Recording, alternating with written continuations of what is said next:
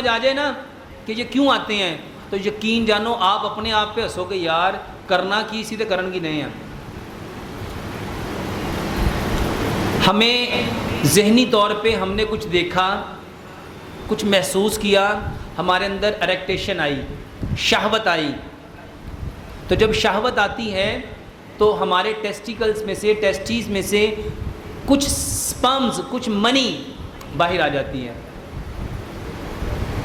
اب وہ وزنی ہوتی ہے اور وہ جس نالی میں رہتی ہے واس ڈیفرنس میں، اس میں آ کے رک جاتی ہے. ہم جب پیشاب کرتے ہیں تو ہماری پوزیشن اس طرح ہوتی ہے 35 کے اینگل میں، یعنی ہم پاؤں کو ایسے اپنے پیٹ کے ساتھ لگا کے بیٹھے ہوتے ہیں، ایسے بیٹھتے ہیں نا واش روم میں. تو جب ہم اس پہ پریشر کرتے ہیں تو نیچے سے زمین میں جو فورس آف گریوٹی ہے وہ ہر چیز کو نیچے کو کھینچ رہی ہوتی ہے. تو وہ اب جو ڈراپ ہوتے ہیں وہ تھوڑے سے آگے آ جاتے ہیں. اب ہم اٹھتے ہیں، بیٹھتے ہیں، چلتے ہیں، پھرتے ہیں. مثلا نماز میں وضو کیا، ہم کھڑے ہوئے، رکوع میں گئے، سجدے میں گئے، اٹھے، ہمیں محسوس ہوا کہ ہمارے اندر سے کوئی چیز نکل رہی ہے. میرے بھائیوں یہ وہی ڈراپ تھے جو ہمارے ہی تھے، اور جس کو ایک مہینے میں ہم کتنی بار نکال سکتے تھے؟ 16 مرتبہ. وہ پوری نکل سکتی تھی. بتاؤ نکلنے سے کمزوری آنی تھی، کمر میں درد ہونا تھا؟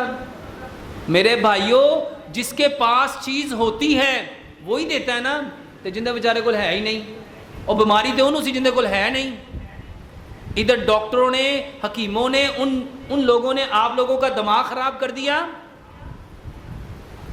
میرے بھائیوں یہ پیشاب کے بعد اگر منی کے قطرے آئیں، وہ منی نہیں ہوتی، وہ کیا ہوتی ہے؟ اس کو کیا نام دیا گیا ہے؟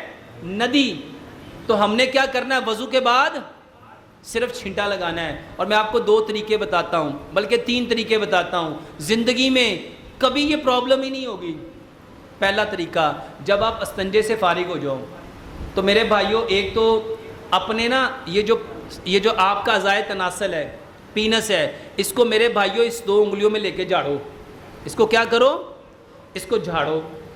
پہلے نمبر پہ ایسے بھی جھاڑ سکتے ہیں، ایسے بھی جھاڑ سکتے ہیں. اس کو اچھی طرح نچوڑو تاکہ کوئی قطرہ اس میں رہ نہ جائے.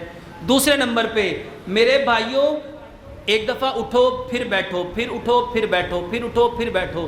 10 دفعہ اٹھو اور بیٹھو. جب آپ 10 دفعہ اٹھو گے اور بیٹھو گے تو کوئی قطرہ آپ کا رہے گا. اس کے بعد ایک دفعہ پھر دوبارہ سے یورین پاس کرو، میرے بھائیوں وہ نکل جائے گی. اچھا ایسے بھی نہیں نکلا تو میرے بھائیوں آپ اپنے پیر کو یوں پورا اوپر اٹھاؤ. ایک دفعہ تھوڑی سی سیٹنگ چینج کرو گے. ایسے اٹھو اور اپنی پوری ایڑی کو یوں اٹھاؤ، یوں مارو، یوں اٹھاؤ، یوں مارو، یوں اٹھاؤ، یوں مارو. اس کو 10 بار ایسے مارو.